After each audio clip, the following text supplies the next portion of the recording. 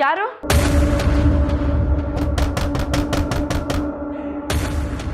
ಯಾಕೆ ಹಿಂಗೆ ತೊಂದರೆ ಕೊಡ್ತಾ ಇದ್ದೀರಾ? ಒಂದ್ಸಲಿ ಹೇಳಿದ್ರೆ ಅರ್ಥ ಆಗಲ್ವಾ?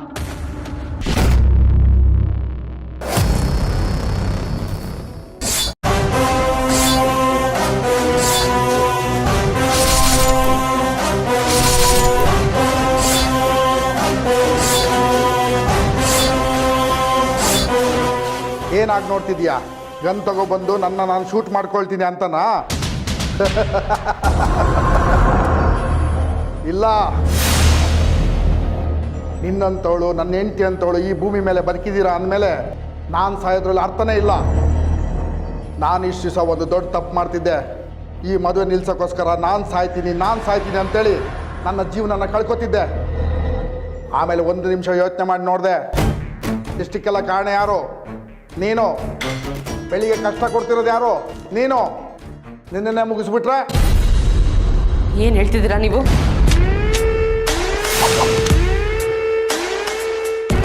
ಈಗಂತಂದಿರೋದು ನಾನು ಸಾಯೋದಕ್ಕಲ್ಲ, ನಿನ್ನ ಸಾಯಿಸೋದಕ್ಕೆ. ಮಾವ, ನೀವು ತಪ್ಪು ಮಾಡ್ತಿದ್ದೀರಾ. ಈ ರೀತಿ ಚಿಕ್ಕ ಮಕ್ಕಳ ಥರ ಗನ್ ಹಿಡ್ಕೊಂಬಂದ್ರೆ ನಾನು ಎದುರೋಳಲ್ಲ. ಸುಮ್ಮನೆ ಈ ಮದುವೆ ನಡೆಯೋಕೆ ಅವಕಾಶ ಮಾಡಿಕೊಡಿ. ಗನ್ ನನ್ನ ಕೈಯಲ್ಲಿದ್ರು ಇಷ್ಟು ಧೈರ್ಯವಾಗಿ ನೀನು ಮಾತಾಡ್ತಿದ್ಯಲ್ಲ, ನಿನ್ನ ಧೈರ್ಯನ ಮೆಚ್ಚಲೇಬೇಕು. ನಿನ್ನ ಮಾತಿಗೆ ನಾನು ಬಗ್ಗೋನಲ್ಲ. ಮೊದಲು ಹಳೆ ರೇಡಿಯೋ ಥರ ನಾನು ಸಾಯ್ತೀನಿ ಅಂತಿದ್ರಿ. ಈಗ ನಿನ್ನನ್ನು ಸಾಯಿಸ್ತೀನಿ ಅಂತಿದ್ದೀರಾ? ಹಳೆ ರೇಡಿಯೋನೇ ಇರ್ಬೋದು, ಈಗ ಬರ್ತಿರೋ ಹಾಡು ಹೊಸದು. ಸಾಯೋದಕ್ಕಿಂತ ಮುಂಚೆನೆ ಖುಷಿ ಪಡು. ಸತ್ ನಂತರ ಎಷ್ಟೇ ಸೌಂಡ್ ಕೊಟ್ಟರು ನಿನ್ನ ಕಿವಿ ಕೇಳಿಸಲ್ಲ. ಯಾಕೆ ಹೇಳು? ನೀನು ಸತ್ತಿರ್ತೀಯ. ಈ ಗನ್ನಲ್ಲಿರೋ ಬುಲೆಟು ನಿನ್ನ ತಲೆನ ಚಿತ್ರ ಮಾಡುತ್ತೆ. ಆಮೇಲೆ ಬೆಳ್ಳಿ ನೆಮ್ಮದಿಯಾಗಿರ್ತಾಳೆ. ಅದೇ ನನಗೆ ಬೇಕಾಗಿರೋದು. ಬೇಡ ಮಾವ, ನನಗೇನು ಮಾಡಬೇಡಿ. ನಾನು ಹೇಳ್ತಿದ್ದೀನಿ, ಒಂದಲ್ಲ ಒಂದು ದಿವಸ ಬೆಳ್ಳಿ ಮುತ್ತು ಮದುವೆ ಆಗತ್ತೆ. ಆಮೇಲೆ ಅವ್ರು ಸುಖವಾಗಿರ್ತಾರೆ. ನನ್ನ ಆಸೆ ಇವತ್ತು ಈಡೇರಲಿಲ್ಲ ಅಂದ್ರೂ ಒಂದಲ್ಲ ಒಂದು ದಿವಸ ನನ್ನ ಆಸೆ ಈಡೇರಲೇಬೇಕು. ಮುಂದೆ ಬೆಳ್ಳಿ ಚೆನ್ನಾಗಿರ್ಬೇಕಂದ್ರೆ ನೀನು ಸಾಯಲೇಬೇಕು.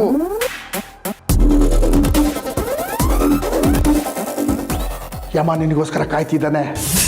ಭೂಮಿ ಮೇಲೆ ಜಾಸ್ತಿ ಹೊತ್ತಿರಬೇಡ, ಹೊರಡು.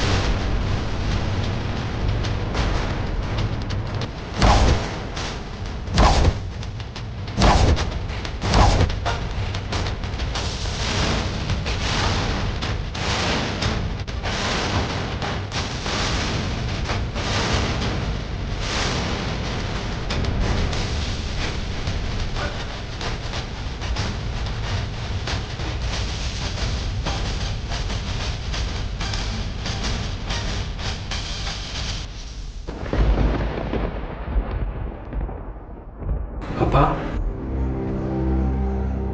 ಅಪ್ಪ, ಅಪ್ಪ, ಮಾಯಾ, ಮಾಯಾ, ಮಾಯಾ,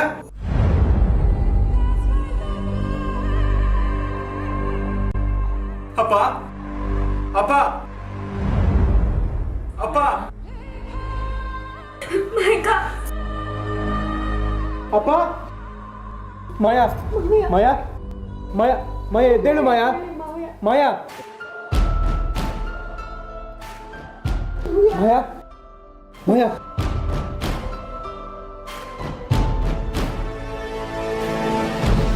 ಮಾಯಾ, ಮಾಯಾ, ಮಾವ, ಏನ್ ಮಾಯಾ ಇದೆಲ್ಲ? ಅಪ್ಪನ ಕೈಲಿ ಗನ್ನು, ರಕ್ತ, ಏನಾಯ್ತು ಮಾಯಾ? ಏನಾಯ್ತು ಹೇಳು ಮಾಯಾ. ಮಾವ, ಅದು ನಾನು ರೂಮಲ್ಲಿ ರೆಡಿ ಆಗ್ತಿರುವಾಗ ಯಾರು ಬಾಗಿಲು ತಟ್ಟಂಗಾಯ್ತು ಮಾವ. ನಾನು ಬಾಗಿಲು ತೆಗೆದಿದ್ದಕ್ಕೆ ಬಸವರಾಜ್ ಮಾವ ಗನ್ ಸಮೇತ ಬಂದಿದ್ರು. ನೀನು ಮದುವೆ ಆಗಬೇಡ, ನೀನು ಒಂದು ವೇಳೆ ಹಸೆ ಮಣೆ ಏರಿದ್ರೆ ನನಗೆ ನಾನು ಶೂಟ್ ಮಾಡ್ಕೋತೀನಿ ಅಂತ ಅವ್ರ ತಲೆ ಕಣ್ಣಿಟ್ಕೊಂಡ್ರು ಮಾವ. ನನ್ನ ಹೆದರ್ಸಿದ್ರು. ಬೇಡ ಮಾವ, ಆ ರೀತಿ ಮಾಡಬೇಡಿ.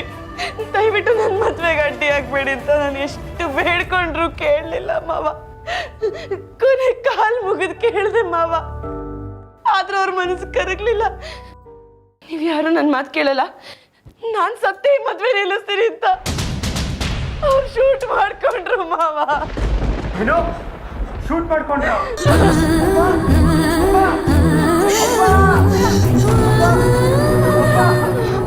ಮುತ್ತು, ಏನಾಯ್ತು ಮುತ್ತು?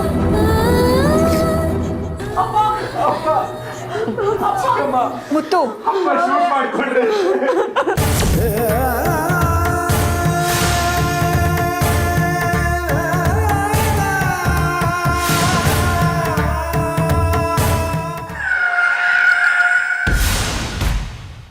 ನಾನು ಮಾಯಾ ಬಣ್ಣ ಬಯಲು ಮಾಡೋಣ ಅಂತ ಬಂದರೆ ಇಲ್ಲಿ ದೊಡ್ಡ ಅನಾಹುತನೇ ನಡೆದೋಗಿದೆಯಲ್ಲ, ಈಗೇನು ಮಾಡೋದು? ಈ ಟೈಮಲ್ಲಿ ನಾನು ಹೋಗಿ ಮುತ್ತು ಹತ್ರ ಯಾವುದೇ ವಿಷಯ ಮಾತಾಡಿದ್ರು ಅವ್ನು ಖಂಡಿತವಾಗ್ಲೂ ಇದನ್ನೆಲ್ಲ ಕೇಳೋ ಮೂಡಲಿರಲ್ಲ. ಸೊ ಇವತ್ತು ಈ ವಿಷಯ ಹೇಳೋದು ಬೇಡ. ಮಾಯಾ, ಈ ಸರಿ ನೀನು ಬಚಾವಾದೆ.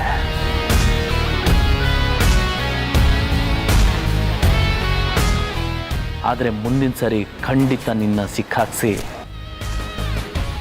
ಎಲ್ರ ಮುಂದೆ ಅವಮಾನ ಆಗೋ ಹಾಗೆ ಮಾಡೇ ಮಾಡ್ತೀನಿ. ಆ ಟೈಮ್ಗೋಸ್ಕರ ಕಾಯ್ತಾ ಇರು. ಅಪ್ಪ ಮಾವ, ಅಪ್ಪ ಇನ್ನು ಉಸಿರಾಡು. ಬೈರಾ ಬೈರಾ ಬೈರಾ ಅಣ್ಣ, ಬೈರಾ, ಅಪ್ಪಂಗೆ ಏನಾಯ್ತು? ಅಪ್ಪ ಶೂಟ್ ಮಾಡ್ಕೊಂಡಿದ್ದಾರೆ ಕಣೋ, ಇನ್ನು ಉಸಿರಾಡ್ತಿದ್ದಾರೆ. ಮೊದಲು ಗಾಡಿ ಎತ್ತು ನೀನು. ಅಪ್ಪ, ಡಾಕ್ಟರ್, ಅಪ್ಪ ಡಾಕ್ಟರ್, ಬೇಗ ಬನ್ನಿ. ಅಪ್ಪ ನಿಮ್ಗೇನು ಆಗಲ್ಲ, ಧೈರ್ಯವಾಗಿರಿ. ನಾವಿದೀವಲ್ಲ, ನಿಮ್ಗೇನು ಆಗಲ್ಲ, ಧೈರ್ಯವಾಗಿರಿ.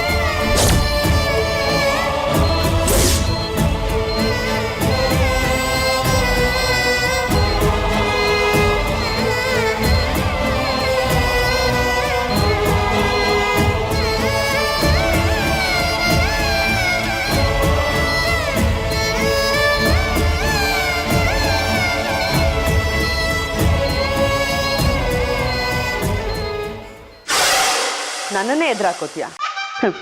ನಿನ್ನಂತ 100 ಜನ ಬಂದ್ರು ನನ್ನನ್ನೇನು ಮಾಡೋಕ್ಕಾಗಲ್ಲ.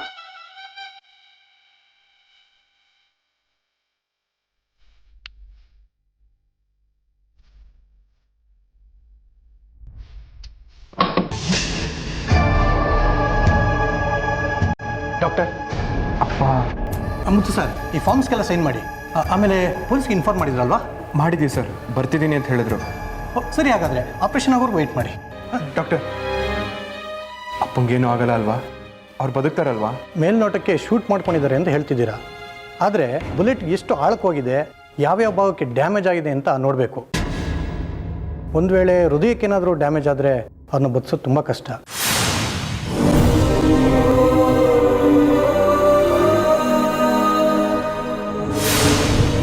ಆದರೆ ನಮ್ಮ ಕರ್ತವ್ಯ ನಾವು ಮಾಡ್ತೀವಿ.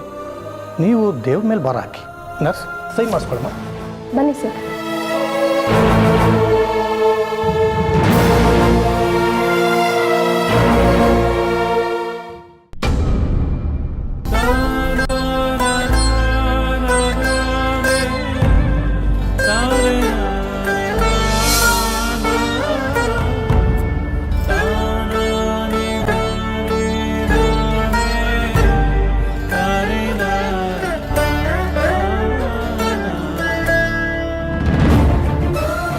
ಗಣಪ, ನನ್ನಿಂದ ಏನು ತಪ್ಪಾಗಿದೆ ಅಂತ ನನಗೆ ಇಷ್ಟೊಂದು ಶಿಕ್ಷೆ ಕೊಡ್ತಿದ್ಯಾ? ನನ್ನಿಂದ ಯಾರಿಗೂ ಕಷ್ಟ ಆಗಬಾರ್ದು ಅಂತ ತಾನೆ ನಾನು ಎಲ್ರನ್ನೂ ಬಿಟ್ಟು ಹೋಗೋಕ್ಕೆ ತಯಾರಾಗಿದ್ದು.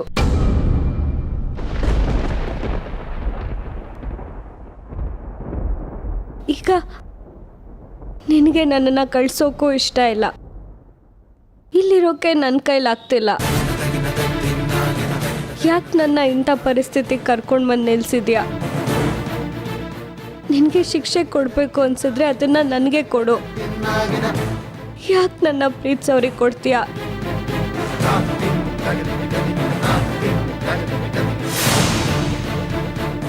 ಹೇಳ್ದೆ ಕೇಳ್ದೆ ಇಷ್ಟೊಂದು ದೊಡ್ಡ ನಿರ್ಧಾರ ತಗೊಳಕ್ಕೆ ನಿಂಗೆ ಮನ್ಸಾದ್ರೂ ಹೇಗೆ ಬಂತು ಬೆಳ್ಳಿ?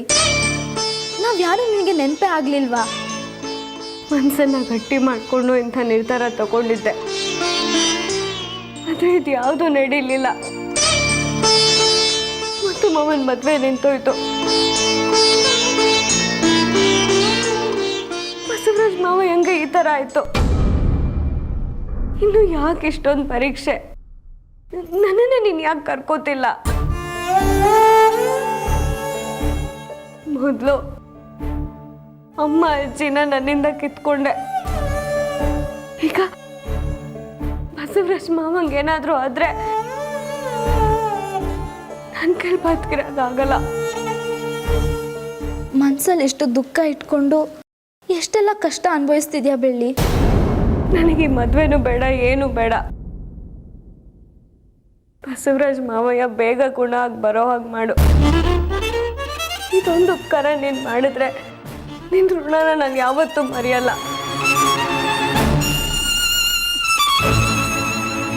ಈ ವಿಷಯ ಯಾರಿಗೆ ತಿಳಿಸ್ಬೇಕೋ ಅವ್ರಿಗೆ ತಿಳಿಸ್ತೀನಿ.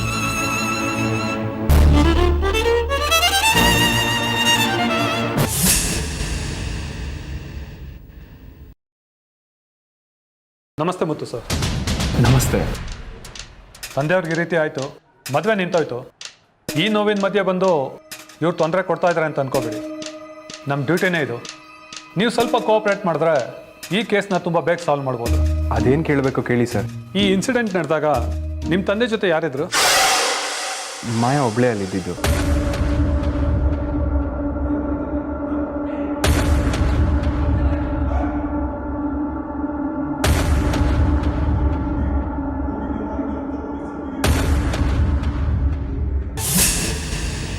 ಮಾಯಾ ಒಬ್ಬರೇ ಇದ್ರಾ ಅಥವಾ ಅವ್ರ ಜೊತೆ ಬೇರೆ ಯಾರಾದ್ರು? ಇಲ್ಲ, ಮಾಯಾ ಒಬ್ಳೇ ಇದ್ದಿದ್ದು. ಹೆಣ್ಣಿನ ರೂಮಲ್ಲಿ ಮಾಯಾ ಇದ್ದಾಗ ಅಪ್ಪ ಗನ್ ತಗೊಂಡು ಬಂದು ಈ ಮದುವೆ ನಡಿಬಾರ್ದು ಅಂತ ಹೆದರಿಸಿದ್ದಾರೆ. ಪಾಪ ಮಾಯಾ ತುಂಬ ಭಯ ಪಟ್ಕೊಂಡಿದ್ಲು. ಅದೇ ಟೈಮಲ್ಲಿ ಅಪ್ಪ ಮದುವೆ ನಡಿಬಾರ್ದು ಅಂತ ಗನ್ ತಗೊಂಡು ಶೂಟ್ ಮಾಡ್ಕೊಂಡ್ರು ಅಂತ ಮಾಯಾ ಹೇಳಿದ್ಲು. ಅಂದರೆ ನೀವು ಹೇಳ್ತಾ ಇರೋದು ಮಾಯಿನ ದೃಷ್ಟಿಯಿಂದ ಈ ರೀತಿಯಾಗಿ ಆಗಿದೆ ಅಂತ ಮಾತ್ರ.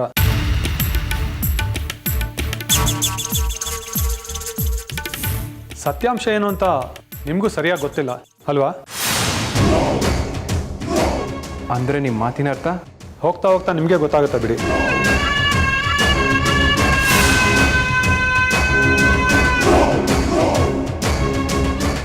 ಬಸವರಾಜ್ ಅವ್ರಿಗೆ ಜ್ಞಾನ ಬಂದ ಮೇಲೆ ಅವ್ರ ಹೇಳಿಕೆನ ತಗೊಂಡು ಇನ್ವೆಸ್ಟಿಗೇಷನ್ ಶುರು ಮಾಡ್ತೀವಿ. ಅದಕ್ಕೂ ಮುಂಚೆ ಮಾಯಾ ಅವ್ರ ಹತ್ರ ಸ್ವಲ್ಪ ಪ್ರಶ್ನೆಗಳನ್ನ ಕೇಳಬೇಕು.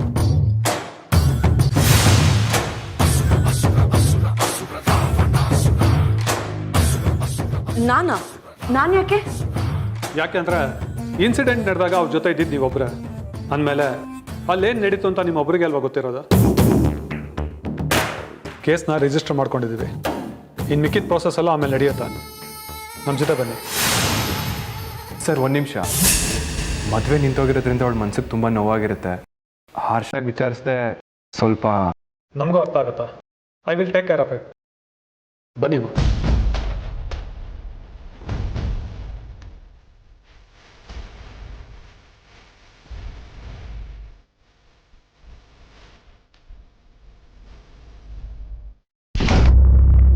ಮಾಯಾ ಅವರೇ, ಈ ಇನ್ಸಿಡೆಂಟ್ ನಡೆದಾಗ ನೀವು ಒಬ್ಬರೇ ಇದ್ರಿ ಅಂತ ಹೇಳಿದ್ರು, ನಿಜನಾ? ಹೌದು ಸರ್, ನಾನು ಮದುವೆಗೆ ಅಂತ ರೆಡಿ ಆಗ್ತಿದ್ದೆ. ಅಷ್ಟರಲ್ಲಿ ಇವ್ರು ಬಂದು ಗಲಾಟೆ ಮಾಡಿದ್ರು. ಯಾಕೆ? ಯಾಕಂದರೆ ಅವರಿಗೆ ಅಲ್ಲಿ ಆಚೆ ನಿಂತಿದ್ದಾಳಲ್ಲ, ಅವ್ರ ತಂಗಿ ಮಗಳು ಬೆಳ್ಳಿ, ಅವಳನ್ನೇ ಸೊಸೆ ಮಾಡ್ಕೋಬೇಕು ಅಂತ ತುಂಬ ಆಸೆ ಇತ್ತು ಸರ್. ಇದಕ್ಕೋಸ್ಕರ ಅಂತ ಮುತ್ತು ಮಾವನ ಜೊತೆ ಸುಮಾರು ಸರ್ತಿ ಜಗಳ ಕೂಡ ಆಡಿದ್ದಾರೆ. ಇದು ಮನೇಲಿರೋ ಯಾರಿಗೂ ಇಷ್ಟ ಇರಲಿಲ್ಲ ಸರ್. ನನ್ನ ಅನುಮಾನ ಏನಂದ್ರೆ, ಆತ್ಮಹತ್ಯೆ ಮಾಡ್ಕೊಳ್ಳೋದಕ್ಕೆ ಪ್ರಯತ್ನ ಪಡೋರು ಮನೇಲೋ ಹೋಟ್ಲಲ್ಲೋ ಇಲ್ಲ ಯಾರು ಇಲ್ದಿರೋ ಜಾಗದಲ್ಲಿ ಹೋಗಿ ಆತ್ಮಹತ್ಯೆ ಮಾಡ್ಕೊಳ್ತಾರೆ. ಆದರೆ ಇವ್ರು ಮಾತ್ರ ನಿಮ್ಮ ಮದುವೆ ಮಂಟಪಕ್ಕೆ ಬಂದು, ಅದು ನೀವು ರೆಡಿ ಆಗ್ತಿದ್ದ ರೂಮಿಗೆ ಬಂದು ಆತ್ಮಹತ್ಯೆ ಮಾಡ್ಕೊಳ್ಳೋದು ನೋಡಿದ್ರಲ್ಲ, ಅದು ನನಗೆ ಅನುಮಾನ ಜಾಸ್ತಿ ಆಗ್ತಾ ಇದೆ. ಅವ್ರಿಗೆ ನನ್ನ ಕಂಡ್ರೇನೆ ಆಗ್ತಿರ್ಲಿಲ್ಲ, ಬರೀ ನನಗೆ ತೊಂದರೆ ಕೊಡೋಕೆ ನೋಡ್ತಿದ್ರು. ನಮ್ಮ ಮದುವೆ ಎಷ್ಟೋ ಸರಿ ಇವ್ರ ಹಟ್ಟದಿಂದನೇ ನಿಂತು ಹೋಗಿದೆ ಸರ್. ನಮ್ಮ ಮಾವಂಗೆ ಬೆಳ್ಳಿನ ಮದುವೆ ಆಗೋಕೆ ಇಷ್ಟ ಇಲ್ಲ ಸರ್. ಆದರೆ ಇವ್ರು ಮಾತ್ರ ಆಗು ಅಂತ ಬಲವಂತ ಮಾಡ್ತಿದ್ರು. ನಿನಗೆ ಪಾಠ ಕಲಿಸ್ತೀನಿ ಅಂತ ನನ್ನ ಹತ್ರ ಚಾಲೆಂಜ್ ಕೂಡ ಮಾಡಿದ್ರು ಸರ್.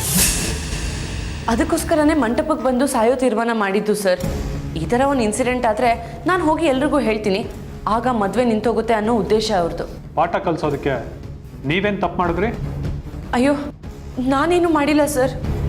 ನಿಮ್ಮೊಬ್ಬರ ಮೇಲೆ ಅವ್ರು ಅಷ್ಟೊಂದು ದ್ವೇಷ ಇಟ್ಕೊಂಡಿದ್ರಲ್ಲ ಅದಕ್ಕೆ ಕೇಳಿದೆ ಅಷ್ಟೇ. ಒಂದು ಕೆಲಸ ಮಾಡಿ, ಈಗ ನೀವು ಸೂಸೈಡ್ ಮಾಡ್ಕೋತಿದ್ದೀರಾ ಅಂತ ಅಂದ್ಕೊಳ್ಳಿ.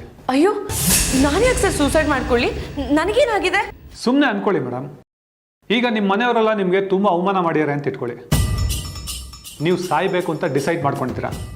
ಹೇಗೆ ಸಾಯ್ತೀರಾ ಅಂತ ತೋರಿಸ್ತೀರಾ?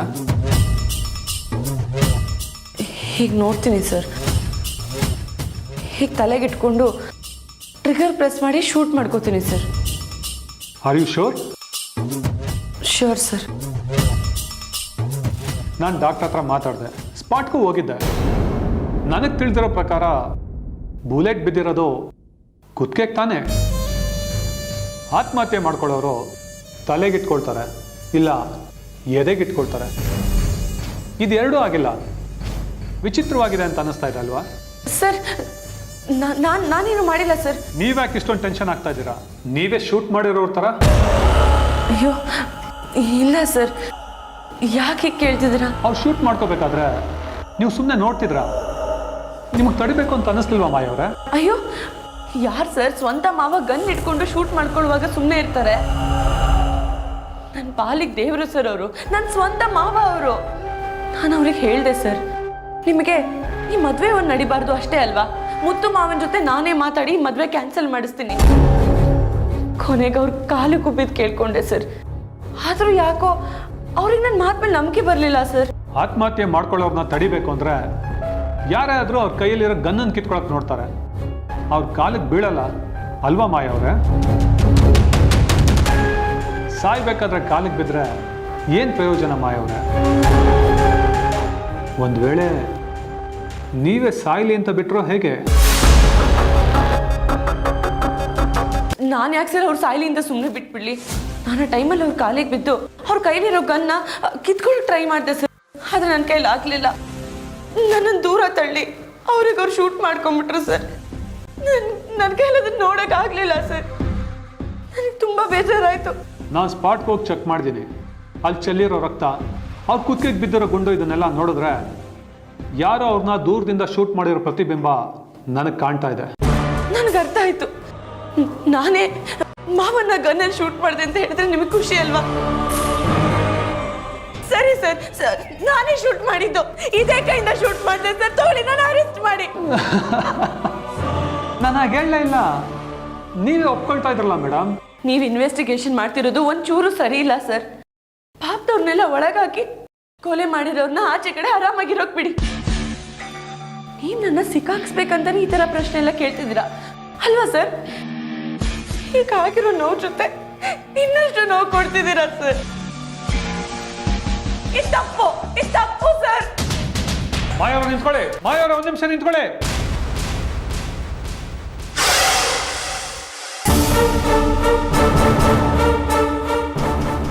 ಮಾವ ನೋಡಿ ಮಾವ, ಇನ್ವೆಸ್ಟಿಗೇಷನ್ ಅಂತ ಕರ್ಕೊಂಡು ಹೋಗಿ ಬಸವರಾಜ್ ಮಾವನ ಮೇಲೆ ಯಾಕೆ ಕೊಲೆ ಮಾಡೋ ಪ್ರಯತ್ನ ಪಟ್ರಿ ಅಂತ ಕೇಳ್ತಿದ್ದಾರೆ. ನೀವೇ ಹೇಳಿ ಮಾವ, ನಮ್ಮಿಬ್ಬರ ಮದ್ವೆ ಎಷ್ಟು ಸಲ ನಡೆಯೋವರೆಗೂ ಹೋಗಿ ನಿಂತೋಗಿಲ್ಲ. ನೀವೇ ಹೇಳಿ ಮಾವ. ನಾನು ಎಷ್ಟು ತಾಳ್ಮೆಯಿಂದ ಇರಬೇಕು ಅಷ್ಟು ತಾಳ್ಮೆಯಿಂದ ಇದ್ದೀನಿ ಮಾವ. ಅಲ್ಲ, ಮದ್ವೆ ಇಟ್ಕೊಂಡು ಯಾವ್ದಾರು ಹೆಣ್ಣು ಈ ರೀತಿ ಕೆಲಸ ಮಾಡ್ತಾಳೋ? ಅದಲ್ಲದೆ ಬಸವರಾಜ್ ಮಾವನ ಮೇಲೆ ನಂಗೆ ಯಾವ ದ್ವೇಷ ಇದೆ ಅಂತ ನಾನು ಈ ತರ ಮಾಡ್ಲಿ ಮಾವ? ಇನ್ಸ್ಪೆಕ್ಟರ್ ಸುಮ್ಮನೆ ನನ್ನ ಮೇಲೆ ಅನುಮಾನ ಪಡ್ತಿದ್ದಾರೆ ಮಾವ. ನಂಗೆ ತುಂಬಾ ಅಳು ಬರ್ತಿದೆ ಮಾವ. ನಾನು ಯಾವ ತಪ್ಪು ಮಾಡದೇ ಇದ್ರು ನನ್ನನ್ನೇ ಯಾಕೆ ಟಾರ್ಗೆಟ್ ಮಾಡ್ತಿದ್ದೆ ನನಗೆ ಅರ್ಥ ಆಗ್ತಿಲ್ಲ ಮಾವ. ಸಮಾಧಾನ ಮಾಡ್ಕೊ ಸರ್, ನೀನು ಸಮಾಧಾನ ಮಾಡ್ಕೊ, ನಾನು ಮಾತಾಡ್ತೀನಿ. ನೋಡಿ ಸರ್, ನಮ್ಮ ಅಪ್ಪಂಗೆ ನಮ್ಮಿಬ್ರು ಮದುವೆ ನಡೆಯೋದು ಮುಂಚೆಯಿಂದನೂ ಇಷ್ಟ ಇರಲಿಲ್ಲ. ಅವ್ರಿಗೆ ಮದುವೆ ಕೂಡ ಲೇಟಾಗೇ ಬಂದರು. ಕೊನೆಗೂ ಇಷ್ಟಪಟ್ಟು ಬಂದ್ರಲ್ಲ, ಯಾವುದೇ ತೊಂದರೆ ಕೊಡಲ್ಲ ಅಂತ ಅಂದ್ಕೊಂಡಿದ್ದೆ. ಆದರೆ ಅವ್ರು ಶೂಟ್ ಮಾಡ್ಕೊಂಡ್ಮೇಲೆ ಗೊತ್ತಾಗಿದ್ದು ಅವ್ರ ಮದುವೆನ ನೋಡೋಕೆ ಬರಲಿಲ್ಲ, ನಿಲ್ಸೋಕೆ ಬಂದರು ಅಂತ. ಅವ್ರು ಎದುರಿಸ್ತಾರೆ ಅಂತ ಗೊತ್ತಿತ್ತು, ಆದರೆ ಈ ರೀತಿ ಶೂಟ್ ಮಾಡ್ಕೊಳ್ತಾರೆ ಅಂತ ಗೊತ್ತಿರಲಿಲ್ಲ. ಸರಿ ಸರ್, ಈ ಕೇಸ್ನಲ್ಲಿ ನನಗೆ ಯಾರ ಮೇಲೂ ಅನುಮಾನ ಇಲ್ಲ ಅಂತ ಒಂದು ಸ್ಟೇಟ್ಮೆಂಟ್ ಬರ್ಕೊಳ್ಳಿ. ಇದನ್ನು ಇಲ್ಲಿಗೆ ಮುಗಿಸ್ತೇನೆ.